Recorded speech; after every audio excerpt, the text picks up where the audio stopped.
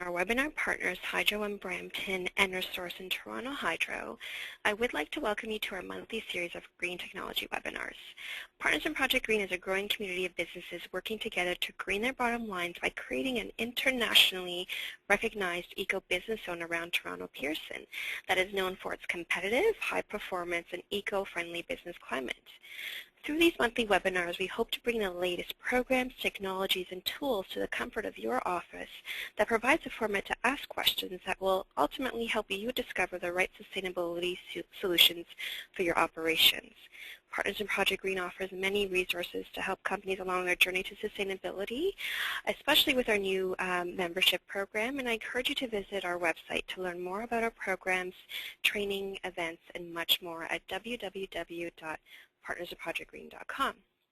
This afternoon, we're exploring the very intriguing topic of audit funding, and I would like to thank Hydro in Brampton specifically for helping us organize this month's webinar. We're very fortunate to have Dave Clark from Sheridan College joining us this afternoon. Dave joined Sheridan College in February 2010 and promptly became involved with energy initiatives undertaken via the Center for Advanced Manufacturing and Design Technologies within the Faculty of Applied Sciences and Technology.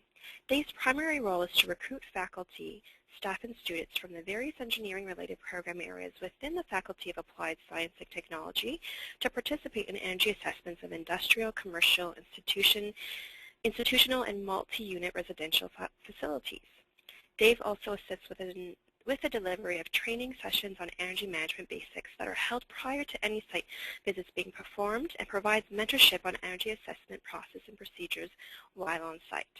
Post-site visit, Dave performs coordination duties of report writing activities amongst student participants and part-time staff, and also performs quality assurance and control on the various Excel-based analysis performed for each of the energy systems within the facility. So, Dave, it's all up to you right now. I've unmuted your line, and you could take it over. That's great. Thanks very much, Alex. I appreciate it. Good afternoon, everybody. Thank you for taking some time out of your busy day to sit in on the webinar today. I'm just going to advance on here. So, like Alex said, my name is Dave Clark, and I'd like to thank Hydro in Brampton for asking me to participate today. Ralph Williams from Hydro in Brampton was going to do a little piece here, but unfortunately he's not able to attend today. So you've got me for the whole session. So here we go. We'll go into the agenda for this afternoon's presentation. Essentially, we'll be talking about the funders and partners, the people that we like to thank here from Sheridan that help us do what we do.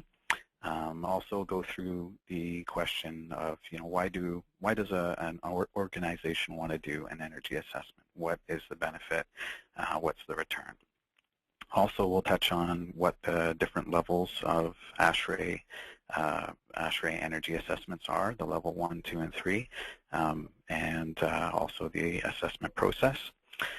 Typical things that we see, complete with lots of photographs showing you some of the opportunities for energy conservation opportunities, and also what would come after an assessment. What is the typical plan after that?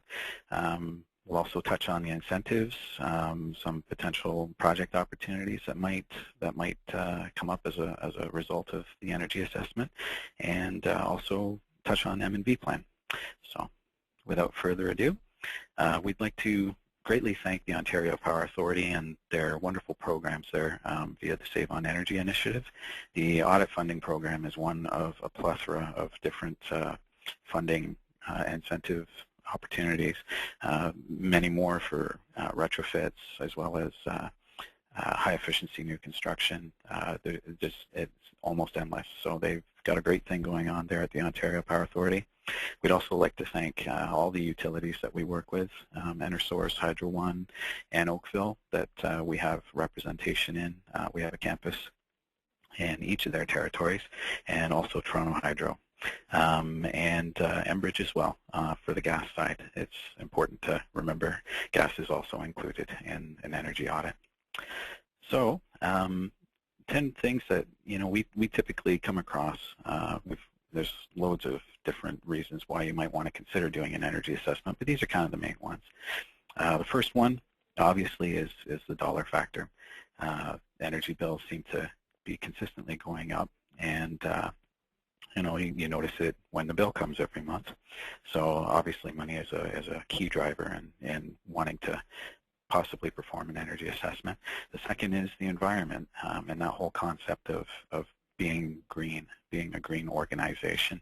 There's a lot of different reasons for doing that, whether if that be some supply chain pressure, as number 7 would indicate there, but also from within.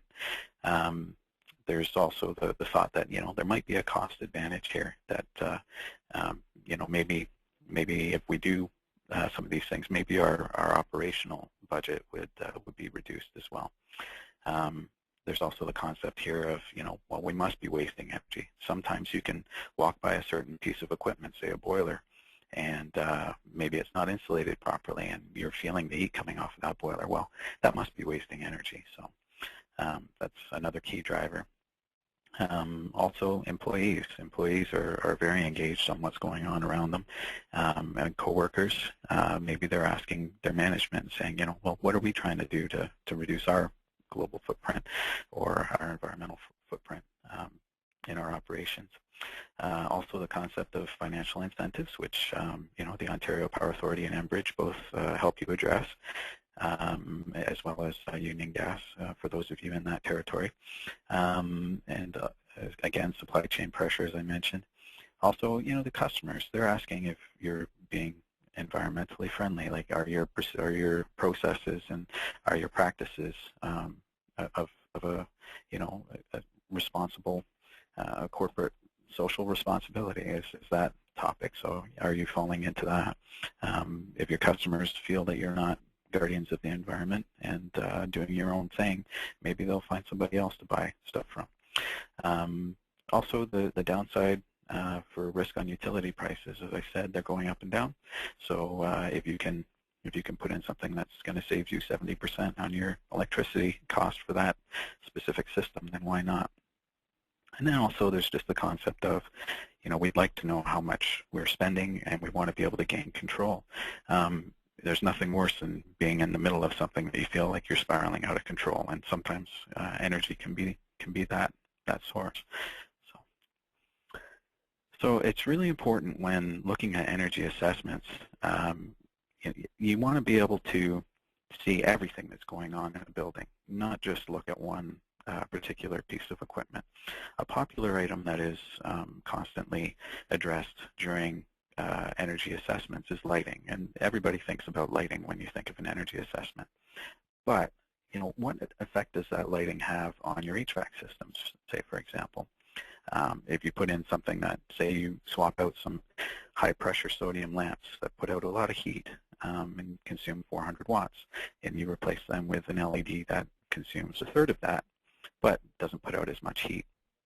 What's the effect going to be on your HVAC systems?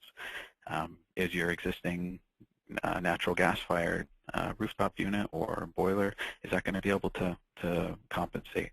Most often, yes, but not to overlook the cooling effect in summer. So you reduce your heat loads, you reduce your cooling. So again, there you go, you've got even lesser cost on electricity pricing. So it's important to be able to take a very sort of holistic view and see your entire facility and how everything interrelates. So what you want to do is, do a little bit of background research on your own and take a look at different opportunities that might be in your plant or in your office or wherever you work from, and do a little bit of research, see exactly what opportunities there may be, and then go about trying to set some meaningful and attainable targets. So there's lots of different case studies available on the internet that you can sort of research and see who, maybe somebody who's in a similar line of business to you might have already done and addressed, and see what their successes were. Try to avoid the one-off projects. Again, I'll touch on lighting just because that is probably the first foray into energy energy conservation activities at most places. So try to avoid just the one-off projects. See how they interrelate. And then you can build yourself a project portfolio to support the targets. So, you know, you're going to start with lighting, but then what's your next system going to be? And where do you want to get to in the end? So then you take that portfolio and you have to sell it. So most often the person who's responsible for energy conservation isn't necessarily the same person that is signing off on all the checks and approving all the purchases. So what you have to do is sell your portfolio from within and get everybody who is going to be involved to buy in on your plan. And you know, the concept of sustainability comes into that. And then you want to basically then take that plan and implement as strategically as you can to maximize your incentives. So here we have the different types of assessments. We've got levels 1, 2, and 3, and I've basically copied a graphic from ASHREA. The one that I had was quite blurry, so I've recreated it here for you. And essentially what this is showing you is the nested type nature of the different assessments and how they interrelate. So every assessment has the preliminary end use analysis. So in ASHREA language, they use BTUs, British Thermal Units, and they calculate number of those per square foot. Up here we can use equivalent kilowatt hours per square meter. It's all the same, just different units. So what you do is you basically assess your facility and then see how it compares to others that might be readily available. In a level 1, it incorporates that preliminary end use analysis, but you also then go through a walkthrough where the energy assessment team would go to your facility and perform the walkthrough, identify some cherry pick the different opportunities as they're going through, come up with some rough costs and savings for energy efficiency measures, which is what the EEMs stands for there, and then identify some of the capital projects without actually adding a tagline for cost. That's where level 2 comes in. It's a little bit more in-depth. It's actually quite a bit more in-depth. Through a level 2, you can realize, or you can do some calculations for energy, for this energy survey, do an end-use breakdown, and so that's basically identifying percentage of energy going to lighting as compared to HVAC, as compared to plug loads, etc. Provide that detailed analysis along with the cost savings and a highlighted list of how you can change your operation and maintenance. And then a level 3 is a very detailed analysis. It's typically an investment grade analysis that's focusing on one specific system. So let's say, for example, you had a chiller that might be on its way out the door. Then you would perform a level 3 analysis to figure out exactly what your cost savings might be through the operation of a newer, more efficient chiller. So the first step is you do the historical analysis, as I said, and generate a lot of charts and graphs and visuals that help you to see exactly what's going on with your energy profile. So here we have an electrical, a percentage of demand versus energy, what the cost differences are, as well as what your load factor would be. Load factor is just how peaky your consumption is. Excuse me, and then here is just a sort of a look at monthly power factor. This little historical analysis, there's a lot more that goes into it, but typically we would take a look at least 12 months worth of data, if not 2 or 3 years worth of utility bills. Crunch the numbers, and then be able to provide you with a snapshot of exactly what's going on in your facility relating to energy. So that's the historical analysis. The ASHREA Level 1 again. A high-level view, and this is one of our former team members going through and doing a very general analysis, taking some photographs and recording what was it we were working on at the time or looking at. And again, the level 1 just identifies the low-hanging fruit. Level 2, that's the more in-depth again. It yields some specific energy conservation measures and includes payback calculations. These are all sort of rough estimates, but wherever possible, we always list for the audits that we perform. We always list what's the word? The assumptions that we make as to the payback and cost calculations. And then again, level 3. So for example, for a level 3, you might want to have a detailed engineering study done to see what the effect of changing out lights in say an industrial freezer might have on the compressor, and the reduced load that it would have on a compressor. So that's where a detailed engineering study. This is like, it's one specific piece of equipment, or how that one specific system interrelates with all of the other systems that are around it.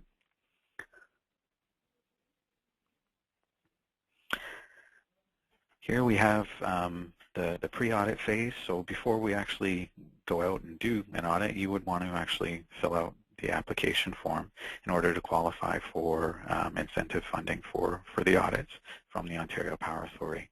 And Alex has kindly agreed to provide you with a copy of this presentation at the end on their website.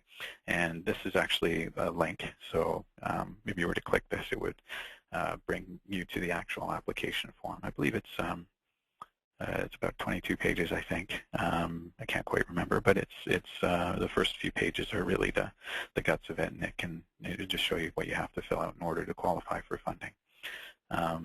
So typically, you would go through and you would do those applications, review the historical utility data, the analysis that was performed on those utility bill information, and then if possible, you would also try and source a recent floor plan of the facility so that we have an idea of what your facility looks like, and as we walk through, we can make some location-specific notes that relate to the different equipment that we see. Just to give you an idea of what the incentive rates are, all of this is on the Save on Energy website for audit funding. But the way that it's broken down is for owned facilities, there is a certain incentive, and for leased facilities, there's another incentive. The reason for that is because, obviously, if you own the facility, you own all of the equipment that relates to that facility. You own the HVAC equipment, you own the building shell, all of that. So you're able to make any upgrades that you need in order to increase your energy efficiency. For a leased facility, you don't have access to HVAC systems for the most part. You can't just swap out a window. You need to talk to your landlord in order to make that happen. So the OPA realized that, and they've allocated the incentives here, as you see, in order to fit that kind of an arrangement. So for owned facilities, the way that it works is you've got 10 cents per square foot for the first 30,000 square feet, and 5 cents per square foot for everything thereafter. So the incentive will cover up to 50% the cost of an audit to a maximum value of about $25,000, and that works out to roughly a 470,000 square foot facility. So if your facility is over 470,000 square feet, you're only going to get a maximum of $25,000 for the incentive. So this incentive includes all energy consuming systems, like I said, and the leased facilities is a 3 cent per square foot flat rate incentive. Again, 50%, up to 50% to a maximum of $7,500, or roughly a 250,000 square foot facility. So when we come in, we don't quite look like these folks. We do get kind of dirty. We come in jeans and steel-toed boots and wear all the protective equipment that we need to wear. And but we might come out kind of looking like these guys when we're done, depending on your facility.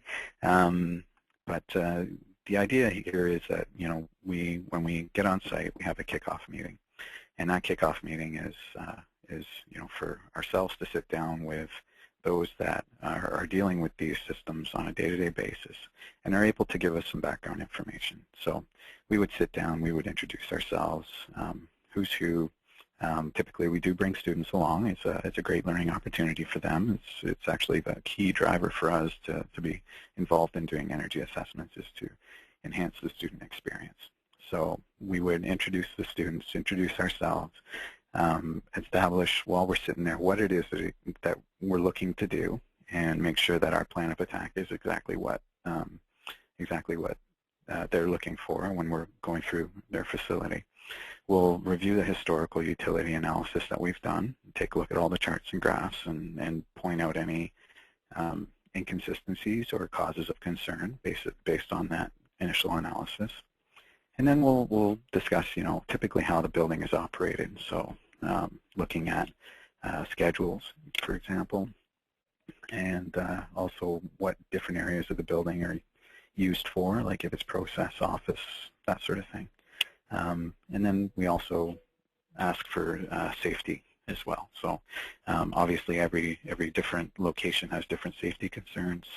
Sometimes it's as simple as holding a handrail going up and down a set of stairs. They ask you to do that sometimes, as well as machinery that's working on a manufacturing floor. So we want to make sure that our crew is safe and protected, and there's nothing that we need to be concerned about. So the second stage there is to perform facility assessment. So we'll actually do the walkthrough, and we'll do an overview of the operations and the layout. We'll do a preliminary look at the lighting, heating, cooling, and the process systems that are there. So this is while in attendance with the on-site rep, and then they're able to, they as well as anybody else we come across in our initial walkthrough are able to address any causes of concern. So if there's a particular piece of equipment that hasn't been operating properly, or a certain area that might be a little hotter than other areas, and they're trying to figure out why, that's where we'll sort of take some notes, jot everything down, and sort of put that in the back of our minds to address later. Really, we do garner a lot of information from our discussions as we go around a plant, because you really do need to rely on the people who are in that space day to day to give you some input as to how that building operates. So for the assessment process continued here, we'll take a look at the different equipment and systems that we see. We perform a close inspection of all of the key systems. So we'll look at the lighting, the heating, ventilation, and air conditioning, or HVAC as it's commonly referred to, industrial refrigeration systems, boilers, chillers, cooling towers, all of that sort of stuff. We will, as we're doing our walkthrough, we'll take a close look at each of those, and where allowed, we'll take a photographic record as well for our own notes, and to make it easier as time goes on to refer back and see exactly what it was we were looking at. We'll also jot down a lot of notes as we're going through on the condition as we see it, for the different types of systems that we see, and as well as the different operational procedures and practices that we observe as well, just in case there might be something that's a low cost scheduling, for example, recommendation that we could make to help increase the energy efficiency of a certain area within a facility. And then again, the discussions, we keep having those. So at the end, we perform a bit of a debrief. We sit down and go through the list of all the opportunities that we've identified. This is also an opportunity for us to sort of get a little bit of feedback on what it is that we saw, because we may have broken out into groups and hit things on our own at some point, depending on who's available for how long. So basically, we'll sort of emphasize some of the operational measures, like I was saying, if things can be done differently. Say, for example, battery chargers for lift trucks and pallet movers and such. If you're operating a one-shift operation 9 to 5, and everything's getting plugged in at the same time, it might be good to have some timers on so that things are being charged in a staggered kind of way through the evening hours, so that you don't set a peak at that point in time when everything's operating, and all of a sudden you've plugged in all of these batteries to their chargers. So that's an example. And then also we can identify any opportunities for potentially a level 3 analysis, a more in-depth analysis, as well as possibly some student projects if the company may benefit from that from the shared insight, as well as the next steps, what they could expect. So the next steps is basically, how long it will take for an audit report to be generated, what sort of things they might expect. In that time, we may be calling them with some more questions in order to get to the root of a specific problem, that sort of thing. So when they do get the assessment report, it's quite detailed. This is one of our more detailed, an example of one of the more detailed analyses we've done. And in there, we'll highlight, the energy consumption. We'll identify the primary end uses, all the different systems that consume energy. The opportunities for savings will be there, along with expected kilowatt demand reductions, as well as kilowatt hour consumption reductions, and what that might actually amount to in dollars and cents. And also provide you with expected return on investment calculations there as well. We could then also in the report, we provide a prioritized cost analysis of all the different retrofit measures.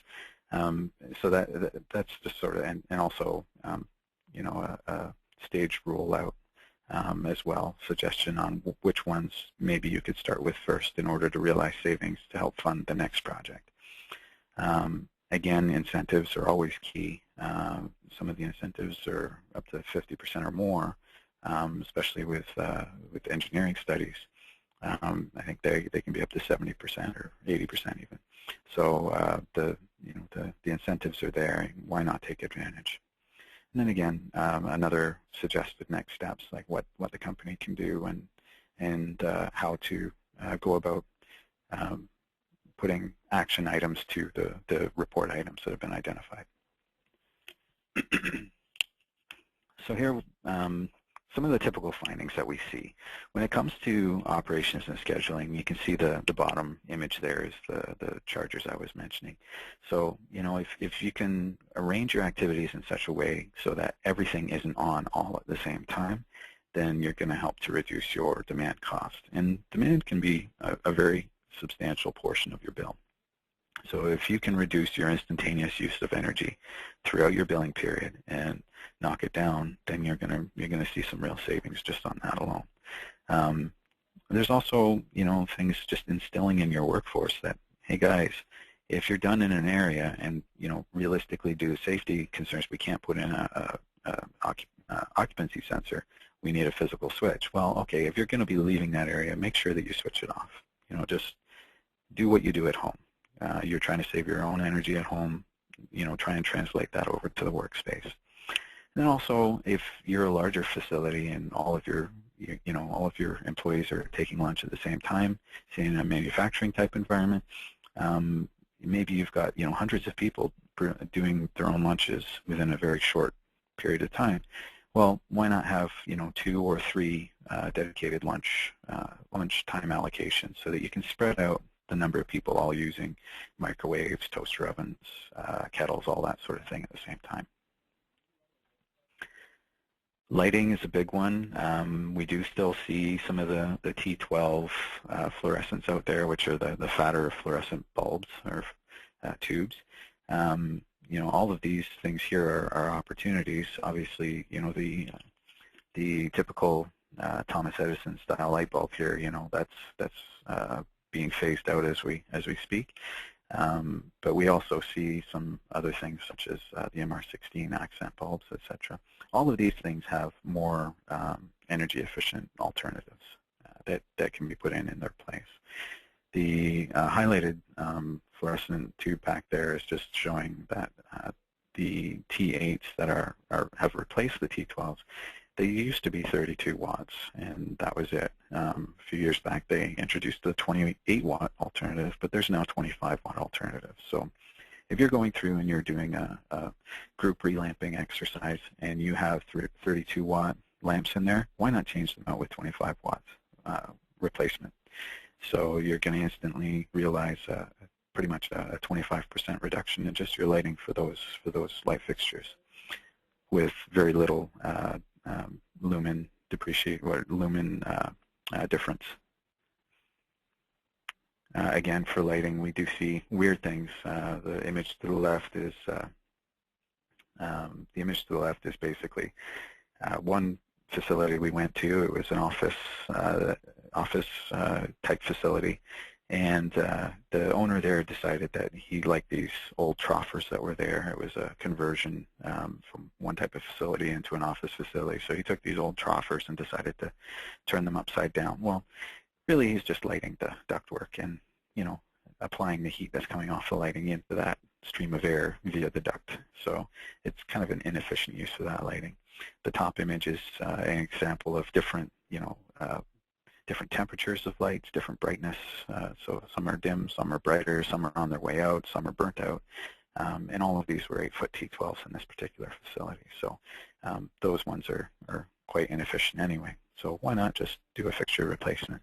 And then the bottom image there on the right is an example of how facilities change over time. So there was some shelving that had been, or some racking that had changed locations, but the lighting hadn't been moved to compensate. And essentially this is a 400 watt, or I think it might be 250 watt metal halide fixture that's directly over top of some cardboard boxes. So we immediately suggested that, yeah, you might want to move those cardboard boxes because there's a potential fire hazard. So anyway, things to look out for. Compressed air is a huge opportunity for savings. As you can see here, you put in $1 worth of electricity and you really only get out 9 cents worth of work, 9 to 10 cents worth of work. And that's at its most efficient. So when you start adding in large leaks and weird operating schedules, etc., then you're really starting to hemorrhage air out into the atmosphere from the system. And that's the thing with compressed air. You don't see it. You do hear it, and sometimes you don't with very small leaks. But with the use of an ultrasonic leak detector, you can pick up where those leaks are and go about tightening them up and sealing everything. And you'll notice a huge savings on that investment. Some of the sources of leaks, quick connect couplings, the personal, this one here, the slinky hose that's used for hand tools, etc., valves, filters, hose reels, etc., all different connection points. These are all examples of where you would typically find leaks. And again, an ultrasonic leak detector would help you to find those. Bring in your mechanical guys and have them fix it up, and then take a look after and see how well you did. So, but compressed air, again, is a huge opportunity for savings. Just to give you an idea, a 1/16 inch leak diameter, so just imagine, like, you're not going to come across, where somebody's taken a drill and drilled in these little holes into your pipe, but just imagine roughly the same orifice size as a 1/16 inch hole. That's when you start to hear it. With your own ears, you can actually hear it audibly, a 1/16 inch leak. Anything that is larger than that is going to sound like a torrent of air. So if you're looking at your typical sort of 9 to 5, Monday to Friday type situation, anywhere from $13 for a 1/64th of an inch leak down to $7,500 plus annually for that kind of a leak for the 3/8 of an inch. If you look at the 24/7 365 scenario, it's around $31,950. And when we did this calculation, it was making the assumption that electricity prices would be, on average 7.5 cents per kilowatt hour. That's very conservative, exceedingly conservative. So I decided just before the presentation today to calculate exactly what it is with our current setup here in Ontario with the time of use rating. So in actual fact, 24/7, 365 at actual rates today between 7.2 and 12.9 cents per kilowatt hour, a 3/8 inch of leak would actually be $75,000 in wasted energy, not the 31,950. So just to sort of open your eyes as to exactly how much you might be losing to compressed air systems. Motors are also a huge opportunity for savings. If you have a very heavily used motor, it could actually be costing you 10 times the cost of its actual purchase cost in energy in just 1 year. That's something to think about. So if you have the opportunity to purchase a motor that is, say, rather than 90% efficient, you could replace it with a 94% efficient premium efficiency motor, then that's obviously something that you would want to explore because the opportunity for savings is so huge. So these are just different examples of things that we see. We've come across a couple where the belts are quite loose and the belt itself is flapping around, so that actually provides a great stress on a motor. There's variable speed drives that you could also look at and putting in replacement. Sometimes some of your motors could be so old that they quite literally don't have a nameplate anymore, just totally gone, such as this one here. But typically what we see is when a motor is about to fail, it's usually wearing down at the bearings. It may not be aligned properly. It may be overused. It may not be the correct rating. So there's, typically if you take a thermal imager and take a look at your motors, you can see where the hot spots are in the motor and if it's being overused. Typically a motor, if it's operating in its preferred comfort range area, it's got an external temperature of about 40 degrees Celsius roughly, depending, that's a sort of a rule of thumb for most motors. So if you're seeing temperatures much higher than that, then you've got reason to be concerned.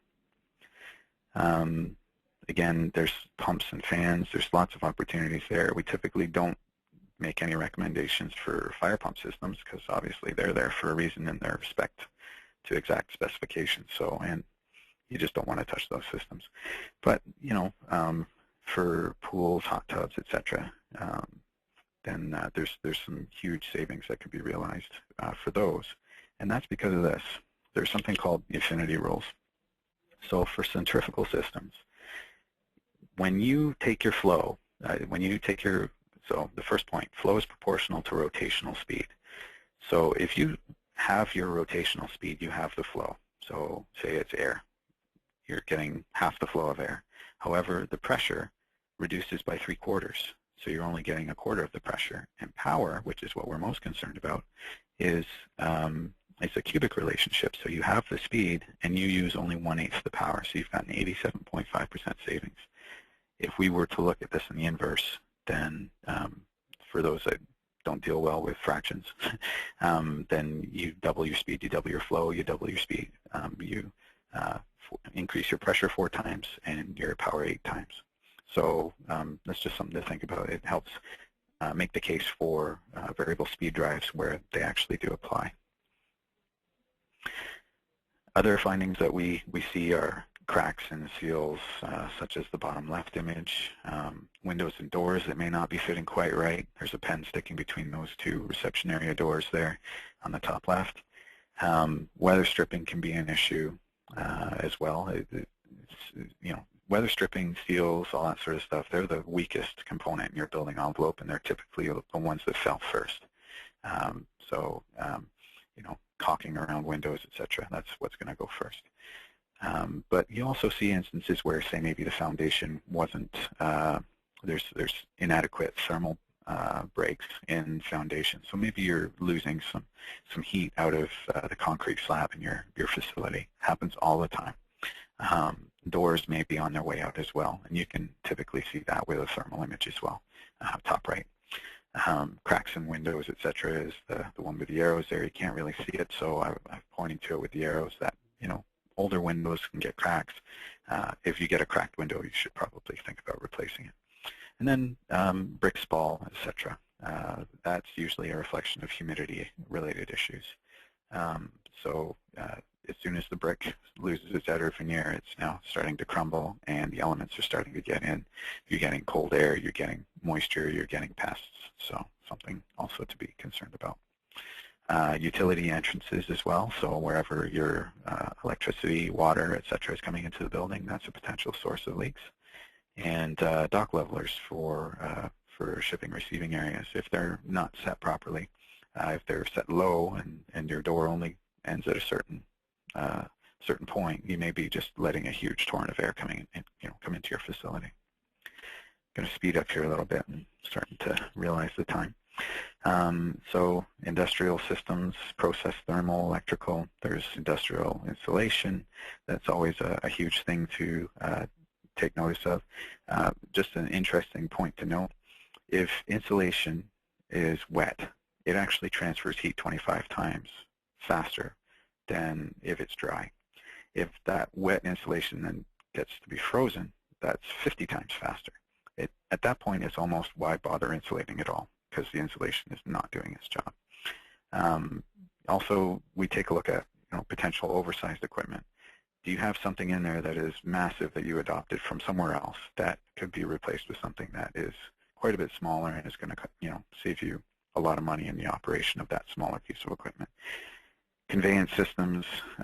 This is a pneumatic conveyance, so you get air or pneumatic air systems. So sometimes vacuum systems are used to move products, or compressed air systems are used to move, say, pelletized plastic. Maybe there would be a more efficient way to do that on an energy consumption side of things. And then also waste heat recovery. Are there opportunities for waste heat recovery? Are you a bakery and you're sending your heat right out the stack? Well, you've also got office areas. Maybe you can reclaim some of that waste heat and use it to heat your office area, that sort of thing. HVAC. Typically, these are all pictures that we have taken. Again, the loose belt in the bottom here, you can see how loose that belt is.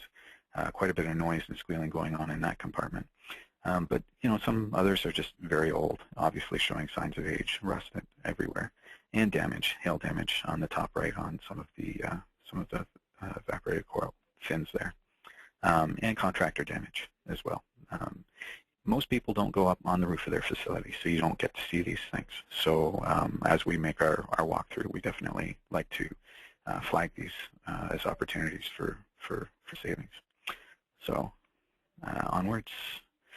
We also realize, again, the insulation factor here on the top right, we're missing some insulation, and we're seeing there a temperature of 80.5 degrees Celsius off of that boiler pipe, whereas the insulated portion just below where you see the red dot there, that was actually at room temperature. So again, opportunities there. So we got steam traps to consider, condensate returns as well. If you've got a electric hot water boiler where you could actually use a gas, which is a little bit more efficient, maybe you might want to consider fuel switching. Chillers and cooling towers, they may not be operating as efficiently, as they could be. It could be as simple as doing an outdoor temperature reset so that your chiller knows exactly what the outdoor temperature is rather than the flawed information that it's receiving. There's also opportunities for free cooling so that you don't have to have compressors operating all the time. You can basically just take in the ambient air and use that for free cooling.